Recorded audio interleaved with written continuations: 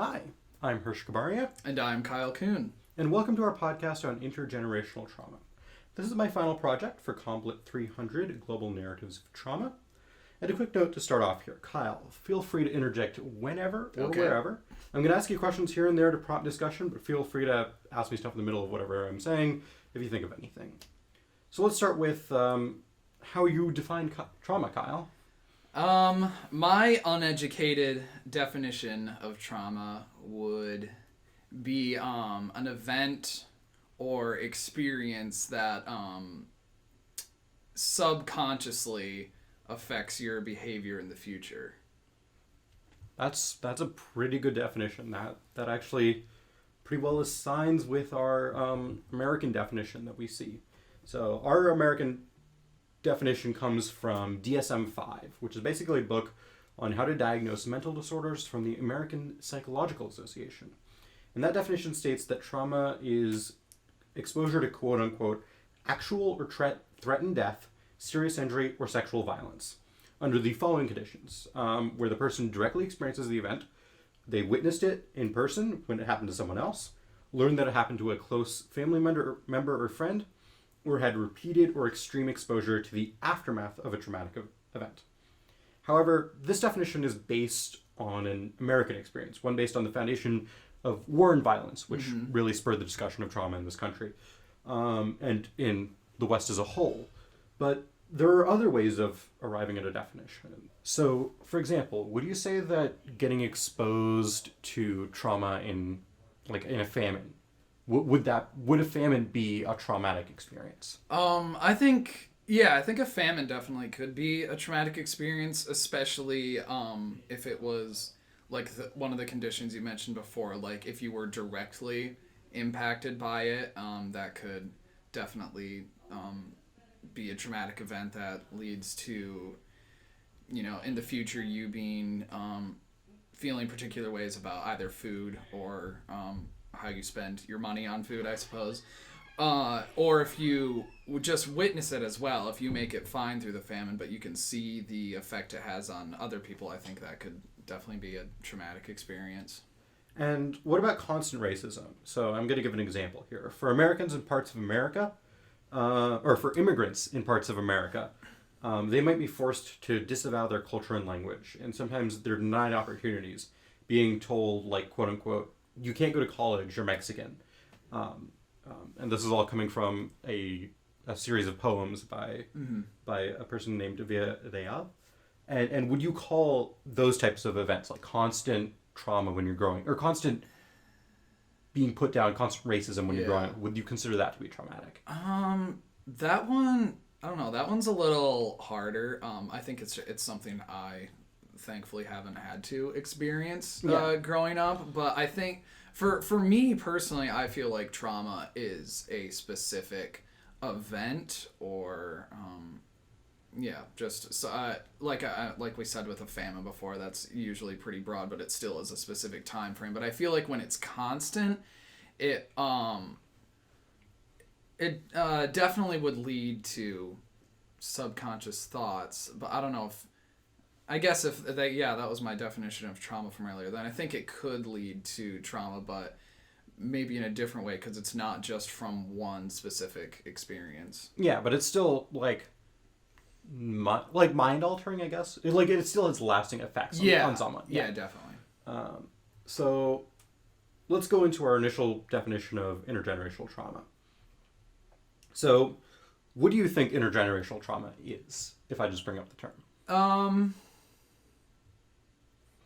Yeah, that's not one I've heard before. I would think it's something along the lines of you have a older relative, of course, who experienced some form of trauma that affected the way they behave and go about life, and pretty much they pass that behavior down to the next generation, and then they pass it down to the next generation, and so on. So eventually it leads to someone having a certain mannerism that they can't explain why they do it. It just kind of is the way they grew up. I don't know if I can think of an example, but that kind of seems like what it would be.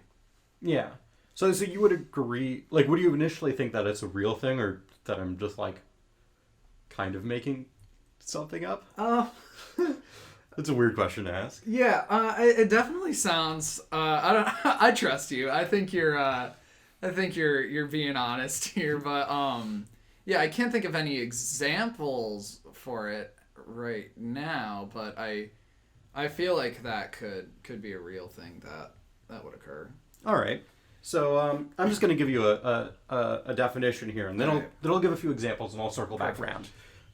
So one of the studies, or one of the papers, defined it as intergenerational trauma generally refers to the ways in which trauma experienced in one generation affects the health and well-being of descendants of future generations.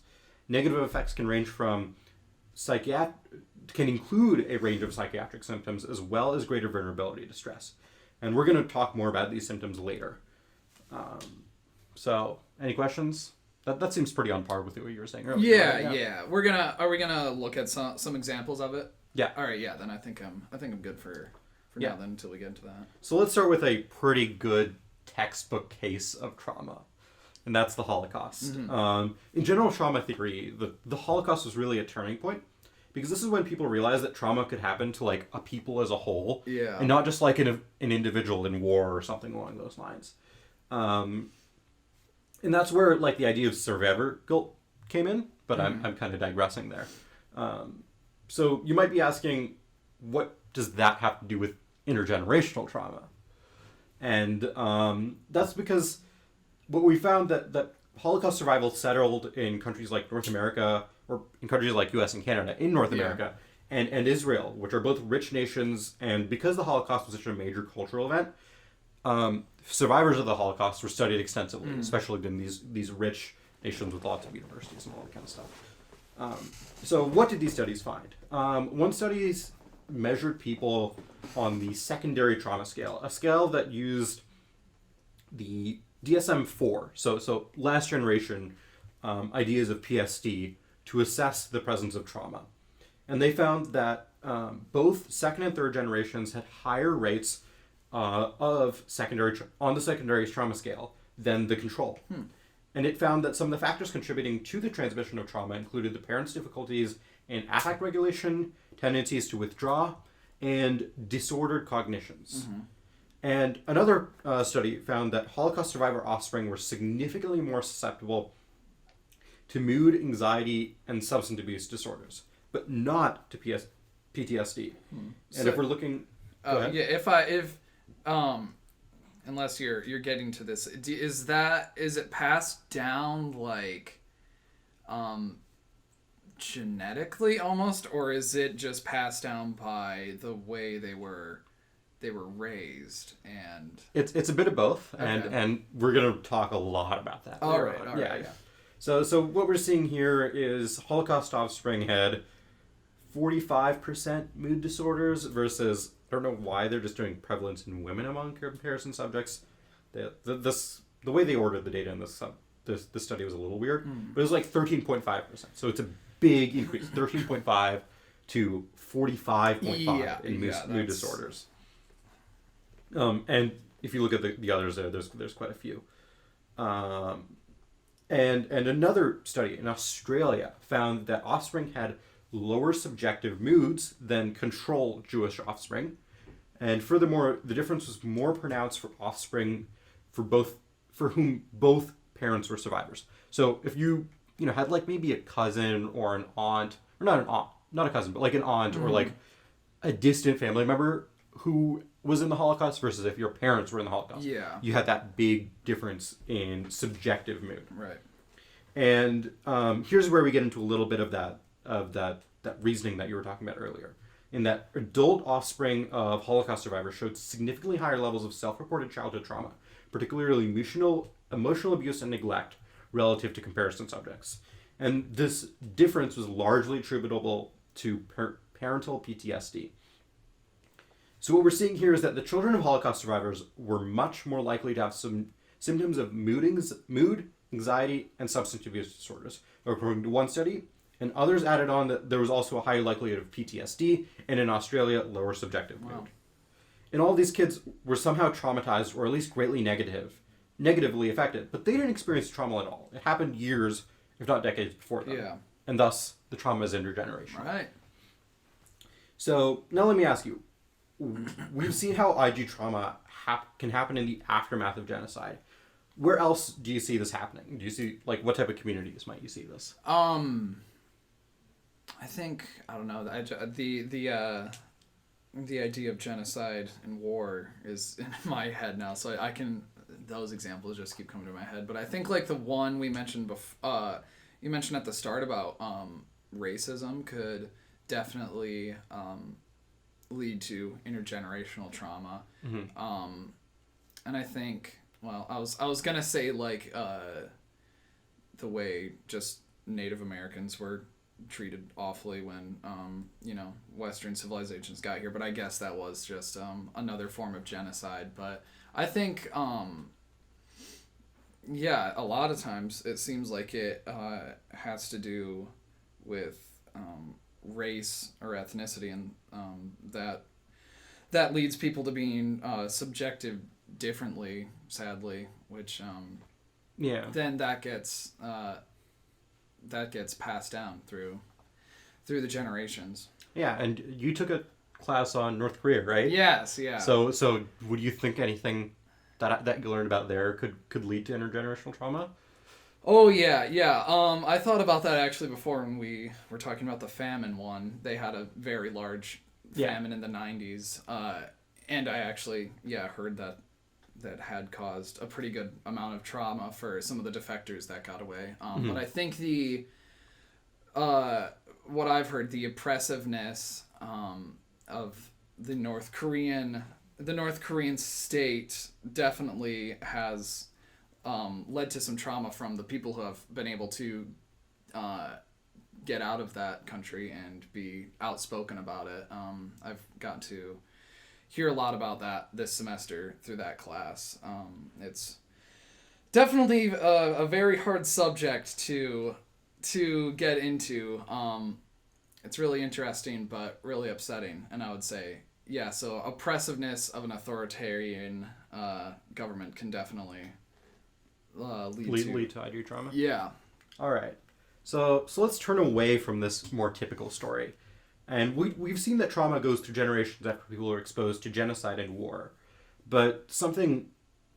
and genocide in the mass death sense of genocide. But what about something closer to home? And what about something less outright violent and more subtle and behind the scenes? So if I prompt Canada, what do you think of any traumatic events that might have happened in Canada? Because I'm a red-blooded American. I don't know too much about Canada. I know this also just comes from me being a theater snob, and the Come From Away musical gets into this, but I know lots of Canadian communities were heavily affected by 9/11. I mean, this is you said it had to be more on the down low and behind the scenes, which 9/11 definitely was not. But lots of the dozens or even hundreds of planes were just subverted to Canadian communities. Grounded in Newfoundland and stuff. Yeah, and so and they just had to accept in all these people from all across the world in a absolutely horrifying time. Yeah. That's the only example I could really think of. I need to touch up on my Canadian history. Yeah. So okay, we're running a little bit low on time here, so I'm going to speed it up a bit. All right. But so while it might not seem like it, Canada has a history of treating its First Nations people, or its First Peoples, very, very poorly. Back in the 50s, they forced some to move up into the high Arctic simply to stake a claim on those islands so that the Russians couldn't arrive. Okay. Even though these places were basically inhospitable. Right. And in Saskatchewan, local police would pick up drunk First Nations people, and instead of taking them to the drunk tank, as you normally should, or quote unquote should as a police department, they would just drive them out on what they called starlight tours, which means they would drive them about 30 miles out of town and just leave them there to walk home. Wow. And sometimes they would even take their jackets. Okay. That's just unnecessary. And no, this was like in the dead of winter. Yeah, in Canada. In Saskatchewan. So it was -5 to -20 degrees Fahrenheit with a 7 to 8 hour walk home in sub-zero temperatures while drunk. Oh my god. And sometimes without your jacket. Yeah. So it did prove fatal for some. Definitely. But none of the Saskatoon Police Department officers have been charged with murder yet. There have been a few abusive power cases. I think one, but that's about it. And this was like recently. This was like early 2000s. But this study focuses on the residential school system.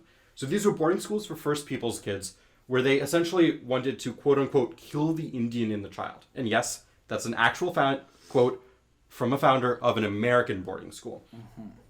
And what they did is they separated the kids from their parents and forbade them from expressing their culture or language. They weren't even good schools, providing an elementary level education with training in light industry, agricultural, manual labor, and prayer, because, Christians. Yeah. Many now see this as a genocide, but one completely different from the Holocaust. Yeah. And this lasted until 1996, when the last school was demolished. So, what are the intergenerational trauma effects of this? And it was revealed that about 37% of adults who had one parent who had attended a residential school thought about committing suicide in their lifetime, compared to about 25% of those who didn't in the First Nations communities. 20% of adults who had one grandparent attended IRS attempted suicide, compared to about 13% who had grandparents who didn't. Now, of course, these are very large numbers because, well, there's a lot of bad things happening to the First Peoples of Canada. Yeah. And First Nations youth who had parent who had attended an IRS was more likely to report having learning difficulties in school and having to have repeat a grade. And these were like 40%, almost 50% having these difficulties. And there's also primary evidence or preliminary evidence that multiple generations of IRS attendance led to compounded effects, with effects being worse the more previous generations that had attended. So how did these effects come to be? And what did the study find concerning transmission? And among First Nations adults living primarily off reserve, the IRS offspring reported higher cumulative childhood abuse, neglect, and indices of household dysfunction. Think of domestic violence, substance abuse, criminal behavior, mental illness in the household, and which in turn partially accounted for higher levels of depressive symptoms. The number of adversities encountered by offspring in childhood was also associated with greater exposure to traumatic experiences and the higher levels of perceived discrimination in adulthood. And they also were more affected or more sensitive to stressors. And there's also several negative parental behaviors like smoking and drug use that could have really had effects among the children. But one surprising point was ethnic and cultural identity, which is considered to be an important determinant of health among minority group members. And considering that the explicit goal of these schools was to eliminate that ethnic and cultural identity and instill a sense of shame about this culture, we can see how that would have affected not only parents but also their kids, passing it down culturally. So what does this tell us about intergenerational trauma? We have found that in subsequent generations after a genocide, there are higher rates of PTSD, anxiety, and mood disorders. We also have higher rates of suicide and suicidal thoughts, learning difficulties, and higher sensitivity to stressors. Part of this is because mass traumatic events like genocides destroy cultural identity and a sense of community, which has lasting effects on society and creates risk factors for trauma. We also see that parents who are traumatized are more likely to pass that trauma onto children via emotional abuse and neglect. Things like smoking and drug use and during pregnancy don't help either. So let's restart our definition of intergenerational trauma from earlier. It generally refers to the ways in which trauma experienced in one generation affect the health and well-being of descendants in future generations. Negative effects can include a range of psychiatric symptoms and a greater vulnerability to stress. And so it looks like what we found just about covers all that, right? I would agree. And we're actually over time, so I'm going to generally skim through the epigenetics section. All right. And this is the biology of what... All right. Of trauma, in that there are many ways in which trauma can be passed down, not through DNA, but the way the DNA is interpreted. Yeah. And we're seeing this really in this GR promoter. And there's ways in that's found in, like, it affects people who've had childhood trauma differently, and it's found in different ways. I don't completely understand it because I have a 9th grade education in biology. Right. But there was a significant interaction between maternal and paternal PTSD and this GR gene methylation. And there's also like in utero exposure to maternal trauma. So if the mom is exposed to trauma while she's carrying the baby, that affects the baby through certain ways. Again, Absolutely. Yeah. there's biology behind this that I don't completely understand. But also from a male point of view, in preconception, because male are constantly generating sperm, trauma can affect this generation of sperm. And they found that even in multiple generations down, there's more obesity, and overeating in grandfathers led to diabetes in grandchildren, versus limited food ability in fathers was associated with protection from cardiovascular death in sons. We've also seen transition of alcoholism. There hasn't really been a link to trauma yet, but again, this is a very developing field, and research is ongoing. But this is generally seen as the main biological method for transmission of intergenerational trauma. So, in conclusion, we talked about intergenerational trauma today. We saw that trauma can be passed down to offspring, normally through childhood abuse and developmental circumstances. We also can see that it happened biologically. Hopefully for you, this serves as an intro and crash course into modern trauma theory. Do you have any closing arguments? Any last questions? I don't think so. This is, definitely a very interesting topic that I'm glad to know about. I think you explained it all very clearly and concisely, and had a good time doing this. So, quick thank you to all the sources that I used on this podcast. Notably Cindy Sangalang and Cindy Vang for their systematic review, which led to a lot of the Holocaust discussions. So on the Holocaust side, specifically, I'd like to thank Lotem Jalaldi, Melissa Weinberg, Rachel Yehuda, and all the others that worked on those papers. For discussion on the Indian residential schools, I would like to thank Mervyn Brass from the CBC for covering the Starlight Tours, Erin Hansen from the UBC for giving a general history of the schools, and Amy Bombay for her paper, and others for her paper on intergenerational trauma at the schools. On top of that, I'd like to give another thank you for Rachel Yehuda and everyone else who is studying epidemics in relation to intergenerational trauma. This is a big topic in the coming years. And finally, a thank you to Kyle Kuhn, my co-host today. Absolutely. For taking some time off of studying for EECS 280 to be on this podcast. Gladly. Goodbye, everyone, and thank you for listening today. And sorry, Professor, for going a little bit over time.